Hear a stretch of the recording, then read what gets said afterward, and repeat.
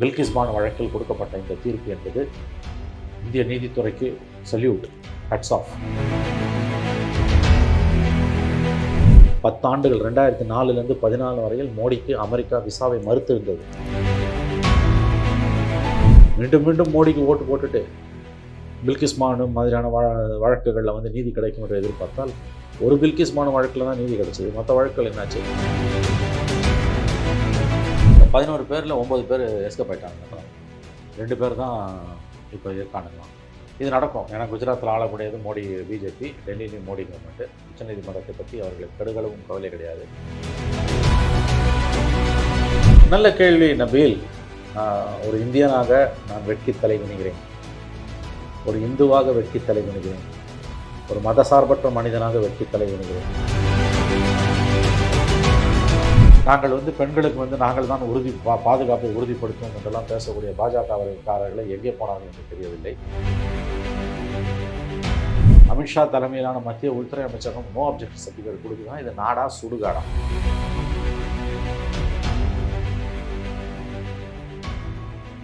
நிகழ் YouTube channel நேயர்கள் அனைவருக்கும் வணக்கம். அரசியலில் நடக்கும் பல்வேறு நிகழ்வுகள் குறித்து நம்மிடையே கலந்துரையாட வந்துள்ளார் மூத்த பத்திரிகையாளர் திரு மணி அவர்கள். அவரை வரவேற்று நிகழ்ச்சிக்குள் சொல்லலாம். வணக்கம் சார். வணக்கம் சார். சமீபத்தில் சுப்ரீம் கோர்ட்டோடைய ஒரு தீர்ப்பு இந்திய நாட்டையே உலுக்கி இருக்குது. குறிப்பாக பில்கிஸ் பானுடைய கேஸு அது ரொம்ப வருஷமாக நடந்துகிட்டு இருக்குது. கூட்டு பாலியல் வன்முறை கேஸு. அது மட்டும் இல்லாமல் அவங்க குடும்பத்தில் ஒரு 7 பேர் கொண்டது சம்மந்தமாக அந்த பெண்மணி வந்து ஒவ்வொரு கோர்ட்டாக அலைஞ்சிக்கிட்டு இருக்காங்க. இது சம்மந்தமாக சிபிஐ வழக்கில் கோர்ட்டில் இருக்க போகும்போது இந்த 11 பேர் குற்றம் சாட்டப்பட்ட 11 பேருக்கும் மரண தண்டனை கொடுத்துருந்தாங்க. அதையே பம்பாய் ஹைகோர்ட் வந்து மரண தண்டனை ஆயுள் தண்டனையாக குறைச்சிருந்தாங்க. இப்போ திரும்ப வந்து அவங்க வந்து குஜராத் ஹைகோர்ட்டுக்கு அப்பீல் பண்ணியிருக்க போகும்போது அந்த கேஸை வந்து அவங்க வந்து 15 வருஷம் வந்து தண்டனை அனுபவிச்சிட்டாங்க, இதுக்கு மேலே வேண்டான்னு சொல்லிட்டு அவங்கள ரிலீவ் பண்ணியிருந்தாங்க. இப்போ அவங்க சுப்ரீம் கோர்ட்டு திரும்ப வந்து அந்த தண்டனை ரத்து பண்ணியிருக்குது. இது எப்படி சார் பார்க்குறது? இல்லை சார், சுப்ரீம் கோர்ட் தண்டனை ரத்து பண்ணலாம். அவங்களுக்கு வந்து பொது மன்னிப்பு வழங்கி குஜராத் அரசு மத்திய அரசின் அனுமதியோடு கொடுத்த அந்த ரெமிஷன் பொது மன்னிப்பு ரத்து செய்யப்பட்டிருக்கிறது. 2 வாரங்களுக்குள் அவங்க சிறைச்சாலைக்கு குஜராத்தில் சம்மந்தப்பட்ட நீதிமன்றத்தில் போய் சரணடையணும்னு உத்தரவு போட்டிருக்காங்க. அவங்க வந்து ஆயுள் தண்டனை 2002ஆம் ஆண்டு குஜராத் இனப்படுகொலைகளின் பொழுது பில்கிஸ் பானு என்கின்ற 21 வயது பெண்மணி, அவர் 5 மாத கர்ப்பிணியாக இருந்தார். அவரும் அவருடைய உறவினர்கள் 13 பேர், மொத்தம் 14 பேர் குஜராத்தில் ஒரு நகரத்திலிருந்து தங்களுடைய கிராமத்துக்கு ஒரு ட்ரக் வண்டியில் தப்பிச்சு ஓடுறாங்க. ஏன்னா முஸ்லீம்களை தேடி தேடி கொல்றாங்க. அவங்க கிராமத்துக்கு போகிறதுக்கு முன்னால் நடுவில் அவங்களை வழிமறிக்கப்பட்டு அவங்க எந்த கிராமத்தை சேர்ந்தாங்களோ அந்த கிராமத்தில் அவங்களுடைய அண்டை வீட்டுக்காரர்களாக இருந்த இந்துக்களே அவர்களை வந்து அங்கே ட்ரக்கை வழிமறித்து ஒரு பழனிஞ்ச பங்களா கொண்டு போகிறாங்க. அங்கே கொண்டு போயிட்டு பில்கிஸ் பானு கையில் இருந்த ஒரு 3 வயது குழந்தைய தரையில் அடித்து கொல்றாங்க. மற்ற பெண்களை வந்து பாலியல் வன்புணர்வு செஞ்சு கொல்றாங்க. பில்கிஸ் பானுவும் பாலியல் வன்புணர்வுக்கு ஆளாக்கப்படுகிறார். பில்கிஸ் பானு மயக்கம் அடைந்து படுத்து கிடக்கிறதை பார்த்து அவர் இறந்து விட்டார்னு தப்பிச்சு ஓடிடுறாங்க. ஆனால் அவர் உயிர் பிழைக்கிறார். அதன் பிறகு இந்த விஷயம் வெளி உலகத்துக்கு தெரிய வருகிறது. இந்த வழக்கு 2003-4ஆம் ஆண்டு காலகட்டத்தில் அல்லது 2005 என்று நினைக்கிறேன், உச்சநீதிமன்றத்தின் தலையீட்டின் பேரில் குஜராத் காவல்துறையிடமிருந்து சிபிஐக்கு மாற்றப்படுகிறது. பிறகு வழக்கு குஜராத்திலிருந்து பாம்பே ஹைகோர்ட்டுக்கு மாற்றப்படுகிறது. அங்கு பாம்பே செஷன்ஸ் கோர்ட்டுக்கு மாற்றப்படுகிறது. Mumbai sessions court. மும்பையில் விசாரணை நீதிமன்றத்தில் இந்த 11 கொடியவர்களுக்கும் மரண தண்டனை விதிக்கப்படுகிறது. அதை எதிர்த்து அவங்க அப்பீலுக்கு போகும்போது பாம்பே ஹைகோர்ட் அவங்களுக்கு மரண தண்டனையும் ஆயுள் தண்டனையாக குறைக்குது. அவங்க ஜெயிலில் ஒரு 14-15 வருஷம் இருக்காங்க குஜராத்தில். மோடி கவர்மெண்ட் வந்த பிறகு அடிக்கடி அவங்க பரோலில் வெளியில் வருது. இந்த 14 வருஷத்தில் 1000 நாள் பரோலில் 3 வருஷம் வந்திருக்கானுங்க.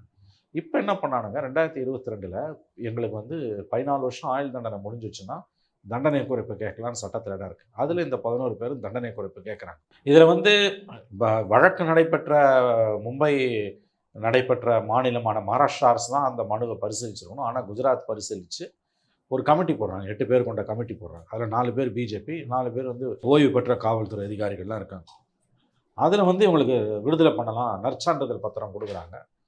2022 ஆகஸ்ட் 15 இந்திய சுதந்திரத்தின் 75வது ஆண்டு கொண்டாட்டங்களின் பொழுது அமித்ஷா உள்துறை அமைச்சர் அவர் தலைமையிலான அமைச்சரவை நோ அப்ஜெக்ஷன் சர்டிஃபிகேட் கொடுக்குது. இவங்க விடுதலை ஆகிடுறாங்க. இதை எதிர்த்து நம்முடைய பில்கிஸ் பானு உச்சநீதிமன்றத்துக்கு மேல்முறையீட்டு போகிறார். வேறு சிலர் பொதுநல வழக்கு மொய்மா மைத்ரா போன்றவர்கள்லாம் போடுறாங்க. இதை விசாரித்த உச்சநீதிமன்றம் ஜஸ்டிஸ் பி நாகரத்னா என்கின்ற பெண் நீதிபதி, அவர் தலைமையிலான 2 நீதிபதிகள் அமர்வு. இவர்களை விடுவிக்கக்கூடிய அதிகாரம் யாருக்கு இருக்குன்னா மகாராஷ்டிரா கவர்மெண்ட்டுக்கு தான் இருக்குது. ஏன்னா ஒரு சம்பவம் எந்த மாநிலத்தில் நடந்ததுன்றது முக்கியம் இல்லை, எங்கே வழக்கு விசாரணை நடந்தது தான் முக்கியம். ஆகவே மகாராஷ்டிரா கவர்மெண்ட் தான் இவங்க விடுதலையை வந்து முடிவு செய்ய முடியுமே தவிர குஜராத்துக்கு அந்த அதிகாரம் இல்லைன்னு சொல்லி இவங்க விடுதலையை ரத்து செஞ்சு உடனடியாக 2 வாரங்களுக்குள் இவர்கள் அகமதாபாத்தில் சிறைச்சாலைக்கு திரும்ப வேண்டும். அவங்க ஜெயிலுக்கு போயிட்டு மகாராஷ்டிரா கவர்மெண்ட்டுக்கு தண்டனை குறைப்பு பற்றி அவங்க மனு போடலாம் அப்படின்னு தீர்ப்பு கொடுத்துருக்கு. இதில் வந்து இன்னொன்று என்னென்னா, அந்த தண்டனை குறைப்பு குறித்து அந்த 8 பேர் கொண்ட கமிட்டி, ரெமிஷன் கமிட்டி பல விஷயங்களை கவனத்தில் கொள்ளவே இல்லை. எப்படின்னா, இப்போ இந்த மாதிரி 14 வருஷம் சிறையில் இருந்துட்டு ஒருத்தர் விடுதலை ஆகணும்னு விரும்பினா அது ஆட்டோமேட்டிக்காக ஆக முடியாது. நன்னடத்தை ஆராய்வதற்காக ஒரு குழு அமைக்கப்படும். இந்த 11 கைவர்களும் 1000 நாட்கள் பரோலில் வந்திருக்காங்க. அதில் ஒரு 3-4 பேர் இவனுங்க என்ன பண்ணியிருக்கானுங்க, வெளியில் வந்து சட்டவிரோதமான காரியங்களில் ஈடுபட்டிருக்காங்க. உதாரணத்துக்கு ஒருத்தன் வந்து ஒரு ரேப் அட்டெம்ப்ட் பண்ணியிருக்கான். ஆகவே வெளியில் வந்து பரோலில் வந்துட்டு ஒரு சின்ன கேஸ், கோழி திருடு கேஸு அல்லது பிக் பாக்கெட்டு, அல்லது ரோட்டில் எவனையா போட்டு அடிச்சான் அப்படின்னா கூட வந்து பரோல் ரத்து செய்யப்படுவது உடனடியாக. 2வது மூல வழக்குலேருந்து அவங்க தண்டனை காலம் முடிஞ்சுன்னா வெளியில் வரத்துக்கு அது ஒரு பெரிய தடை அமையும். இப்போ நீங்கள் வந்து வெளியில் விடுறாங்க அப்படின்னா, வெளியில் விட்டு தண்டனை குறைஞ்சி வரும்போது முழு விடுதலை கிடையாது. அது ஆக்சுவலாக 2 வருஷமோ 3 வருஷமோ கண்காணிப்புலேயே இருப்பாங்க. இவனுங்க பரோலில் வந்து நிறைய காரியங்களை பண்ணியிருக்காங்க.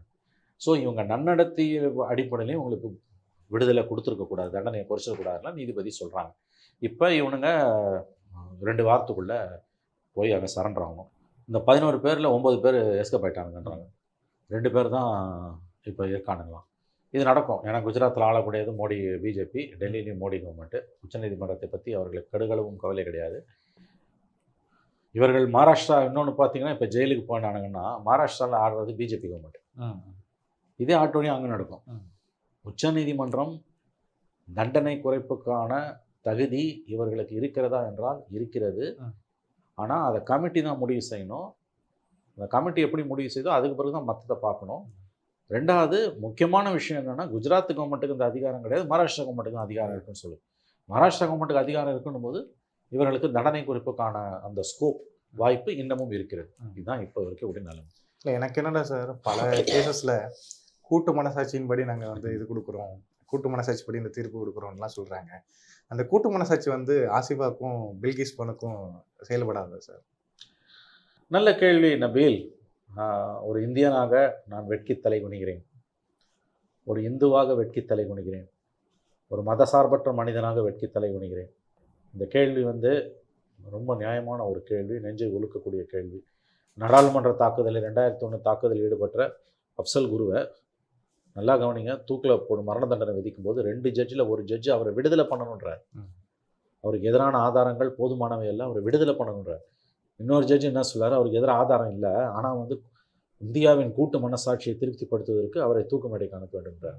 பில்கிஸ் பானுக்கும் ஆசிஃபாக்கும் வந்து அவர்கள் பாதிக்கப்பட்டவர்கள் நீதி கேட்டு வந்தால் அவர்களை யார் பாதிப்புக்கு உள்ளாக்கினார்களோ அவர்கள் இந்துக்களாக இருக்கும் பட்சத்தில் கூட்டு மனசாட்சி என்ற தத்துவம் அங்கே ஈடுபடாது. இதே தலைகீழே இருந்திருந்ததுன்னு வச்சுக்கோங்க, பாதிக்கப்பட்டவர்கள் வந்து இஸ்லாமியர்களாக அல்லாமல் வேறு மதத்தை சார்ந்தவர்களாக இருந்திருந்தால், அந்த கொடுமையை செய்தவர்கள் இஸ்லாமியர்களாக இருந்திருந்தால் அங்கு உடனே கூட்டு மனசாட்சி வந்துவிடும். பில்கிஸ் பானுவும் ஆசிஃபாவும் இஸ்லாமியர்களாக பிறந்தது தான், ஒரு இஸ்லாமிய சமூக மதத்தில் பிறந்தது தான் அவர்கள் செய்த பாவம். தன் குடும்பத்தினர் 7 பேரை அவர் இழந்திருக்கிறார். 5 மாத கர்ப்பிணியாக இருக்கும்போது பாலியல் வன்புணர்வுக்கு ஆளாக்கப்பட்டிருக்கிறார். அவருடைய 3 வயது குழந்தை அவர் கண் முன்னாலே கொல்லப்பட்டிருக்கிறது.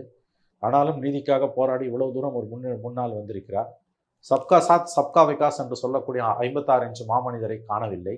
நாங்கள் வந்து பெண்களுக்கு வந்து நாங்கள் தான் பாதுகாப்பை உறுதிப்படுத்துவோம் என்றெல்லாம் பேசக்கூடிய பாஜகக்காரர்களை எங்கே போனார்கள் என்று தெரியவில்லை.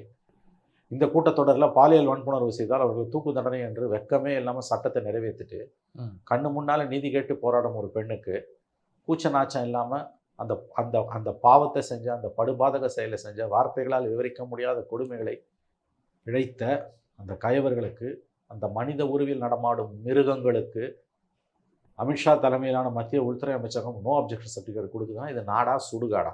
இந்த மாதிரியான சம்பவங்களை பார்ப்பதும், இந்த மாதிரியான சம்பவங்களை நம்முடைய காதுகளில் கேட்பதும், இந்த மாதிரியான சம்பவங்களை பற்றி விவாதிப்பதும் ஒரு விதத்தில் காலம் நமக்கு கொடுத்த தண்டனை.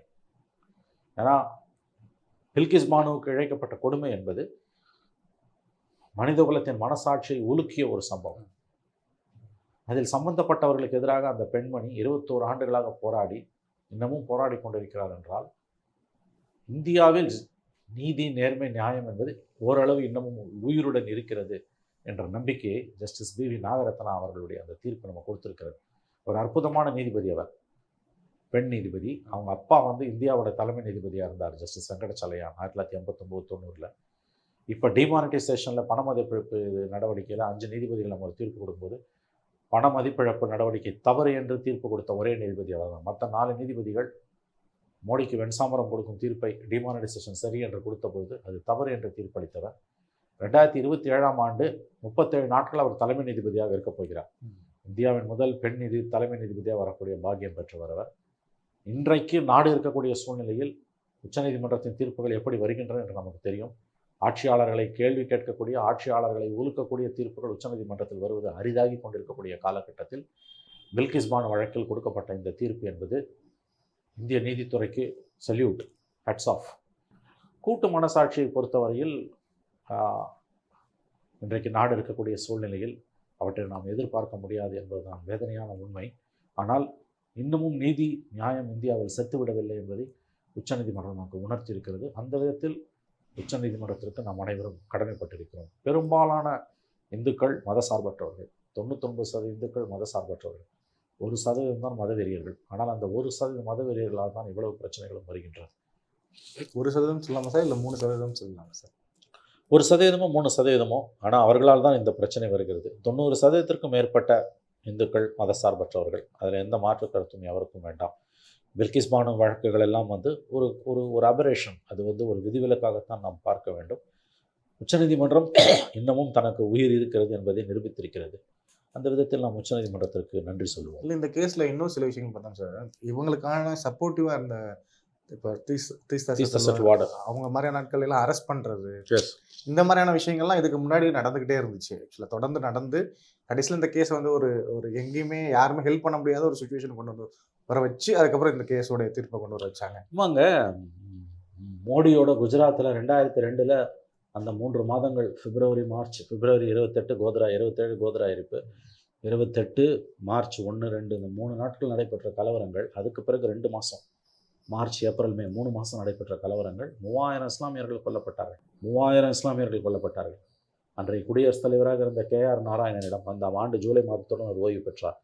அவரிடம் போய் ஏராளமான பேர் வந்து தங்களுடைய ஆதங்கத்தை கொட்டி தீர்த்தார்கள். வாஜ்பாய் அரசாங்கம் என்று ஆண்டு கொண்டிருந்தது. அவரும் KR நாராயணனும் ஒரு கட்டத்தில் பின்னால் எழுதினார், நான் பதவி விலகி விடலாம் என்று கூட நினைத்தேன். அந்த அளவுக்கு வந்து அன்றைக்கு வந்து வாஜ்பாய் அரசாங்கத்தால் மோடியை கட்டுப்படுத்த முடியவில்லை. மனித குலத்துக்கு எதிராக மோடி செய்த இந்த பாவத்துக்காகத்தான் 10 ஆண்டுகள் 2004 14 வரையில் மோடிக்கு அமெரிக்கா விசாவை மறுத்திருந்தது. இஸ்லாமியர்களை தன்னுடைய மாநிலத்தில் முதலமைச்சராக இருக்கும்போது கொன்றொழித்தார் என்ற காரணத்திற்காகத்தான் நரேந்திர மோடிக்கு அமெரிக்கா விசாவை மறுத்திருந்தது. 2004 14 வரைக்கும் பிரதம மந்திரி ஆனவன தான் அந்த தடை விலக்கப்பட்டது. இன்றைக்கி இந்தியாவோட சந்தை வெளிநாட்டினருக்கு தேவை, மேற்குலக நாடுகளுக்கு, அமெரிக்காவுக்கும் மேற்குலக நாடுகளுக்கும் தேவை. கண்டெய்ன் சைனா பாலிசிக்கு இந்தியா தேவை. அதனால் இந்த பாவத்தை எல்லாம் அவர்கள் பொறுத்து கொண்டு மனித உருவில் நடமாடும் மிருகங்களை அவர்கள் மன்னித்து கொண்டிருக்கிறார்கள், பொறுத்து கொண்டிருக்கிறார்கள். ஏன்னா அமெரிக்காவோட வர்த்தக லாபங்கள் அந்த மாதிரி. ஆகவே பில்கிஸ் பானு கேஸ் என்பது மனித குலத்தின் மனசாட்சியை உலுக்கிய ஒரு வழக்கு. இன்னும் 100 ஆண்டுகளுக்கு அந்த வழக்கு நினைவு கூறப்படும். இப்போதைக்கு நமக்கு நீதி கிடைத்திருக்கிறது. ஆனால் இது அடுத்தடுத்த கட்டங்களுக்கு இந்த நீதியை நாம் கொண்டு போக வேண்டும் என்றால் 24 ஆட்சி மாற்றம் ஏற்பட வேண்டும். மீண்டும் மீண்டும் மோடிக்கு ஓட்டு போட்டுட்டு பில்கிஸ் பானு மாதிரியான வழக்குகளில் வந்து நீதி கிடைக்கும் என்று எதிர்பார்த்தால், ஒரு பில்கிஸ் பானு வழக்கில் தான் நீதி கிடைச்சது. மற்ற வழக்குகள் என்னாச்சு? உச்சநீதிமன்றம் 2004, 5, 6, 7 ஆண்டுகளில் குஜராத்திலிருந்து வழக்குகளை பாம்பேக்கும் மகாராஷ்டிராவுக்கும் மாற்றுது. அன்றைக்கு அந்த பொதுநல வழக்குகளை போட்ட தீஸ்தா செட்வாட் போன்றவர்களை பாராட்டியது. அதே உச்சநீதிமன்றம் ஒரு ஆண்டுக்கு முன்பு இர்ஷான் ஜாஃப்ரி கேஸில் ஒரு மேல்முறையீட்டுக்கு போகும்போது, நீங்கள் சும்மா தொந்தரவு பண்ணுறீங்க, டாக்குமெண்ட்டை ஃபேப்ரிகேட் பண்ணுறீங்க, உங்கள் மாதிரி நடவடிக்கை எடுக்கணும்னு சொல்லி குஜராத் அரசு அவங்களை கைது செஞ்சு 4 மாதம் உள்ள வச்சு அதுக்கு பிறகு தான் வெளியில் வந்தாங்க. அவங்க இந்த பின்புலத்தில் இருக்கக்கூடிய உச்சநீதிமன்றத்திடம் இருந்து பில்கிஸ் பானு வழக்கில் ஜஸ்டிஸ் நாகரத்னா அமர்விலிருந்து வந்தக்கூடிய தீர்ப்பு என்பது நம்பிக்கை ஒளிக்கீற்றை நமக்கு கொடுத்து கொண்டிருக்கிறது. மனித நேயம் இந்தியாவில் செத்து போய்விடவில்லை என்பதைத்தான் இந்த தீர்ப்பு நமக்கு காட்டி கொண்டிருக்கிறது. நீங்கள் அந்த குஜராத் கலவரத்தை பற்றி சொன்னோன்னா எனக்கு ஒரே ஒரு விஷயம் மட்டும் ஞாபகம் வந்துச்சு. அன்றைக்கு குஜராத் மாநிலத்தினுடைய முதல்வர் அந்த நரேந்திர மோடிகிட்ட இந்த விஷயத்தை பற்றி கேட்க போகும்போது, நான் காரில் போய்கிட்டு இருக்கேன், ஒரு நாய்க்குட்டி வந்து குறுக்க விழுந்து இறந்து போயிடுச்சுன்னா அதுக்கு நான் பொறுப்பாக முடியுமா அப்படிங்கிற மாதிரியான ஒரு ஸ்டேட்மெண்ட் இல்லை, கொடுத்துல. அது அப்படி சொல்லலை. அவர் என்ன சொன்னார், ஒரு நாய்க்குட்டி இறந்து போனால் கூட நான் வருத்தப்படுவேன், அப்படி இருக்கும்போது நான் வருத்தப்பட்டிருக்க மாட்டேனான்னு மறைமுகமாக சொன்னார். அதாவது காங்கிரஸ் கட்சி பஞ்சமா பாதகங்களை செஞ்சது. இந்திரா காந்தி கொல்லப்பட்ட பொழுது டெல்லியில் 3000 சீக்கியர்கள் வெட்டி கொல்லப்பட்டாங்க. ஆனால் அதற்கு பிறகு காங்கிரஸ் கட்சியும் சோனியா காந்தியாக இருக்கட்டும், ராகுல் காந்தியாக இருக்கட்டும், அதற்கு பிறகு 10 ஆண்டுகள் பிரதம மந்திரியாக இருந்த மன்மோகன் சிங்காக இருக்கட்டும், நாடாளுமன்றத்துக்கு உள்ளேயும் வெளியிலையும் பகிரங்கமாக மன்னிப்பு கோரினார்கள். நாங்கள் வெட்கி தலை குனிகிறோம் சீக்கியர்களை மரணத்திற்காக. ஆனால் நரேந்திர மோடி இந்த 22 ஆண்டுகளில் இதுவரைக்கும் ஒரு தடவை கூட குஜராத் கலவரங்களுக்காக மன்னிப்பு கேட்டதில்லை, வருத்தம் தெரிவித்ததில்லை. அதுதான் உங்களுக்கு ஓட்டை கொடுக்குது. அதுவும் தேர்தல் நெருங்கும் போது பில்கிஸ் பானு வழக்கில் தண்டிக்கப்பட்ட கொலையாளிகள், மனித உரிமையில் நடமாடும் மிருகங்கள் மீண்டும் உச்சநீதிமன்றத்தால் சிறைக்கு அனுப்பப்பட்டால் அதை அவர்கள் இஸ்லாமியர்களுக்கு எதிரான பிரச்சாரமாக பிஜேபி கண்டிப்பாக குஜராத்தில் திருப்பும். 9 பேர் காணாம போட்டான். விடுதலை பண்ணதை சொல்லி தான் அவங்க ஓட்டு கேட்பாங்க. யாராவது விடுதலை எதிர்த்தானா அவங்க ஓட்டு விடாது. ஏன்னா குஜராத்தில் என்டையர் சொசைட்டியே கம்யூனலாக இருக்குது. லைட் போஸ்ட்டை பார்த்தா கூட அது கம்யூனல் லாங்குவேஜில் பேசும். அதனால தான் சொல்லுவாங்க Modi is the symptom not the disease. ஆகவே இந்த பேக்ரவுண்டில் பார்க்கும்போது பில்கிஸ் பானு வழக்கில் இந்த இருள் சூழ்ந்த கொடூரமான காலகட்டத்தில் ஒரு 2 நீதிபதிகள் இப்படி ஒரு தீர்ப்பு அளிக்கிறார்கள் என்றால் ஹெட்ஸ் ஆஃப் டு தம். இவ்வளவு நேரம் உங்களுடைய நேரத்தை செலவிட்டு உங்களுடைய கருத்துக்களை கூறியமைக்காக நன்றி சார். நன்றி.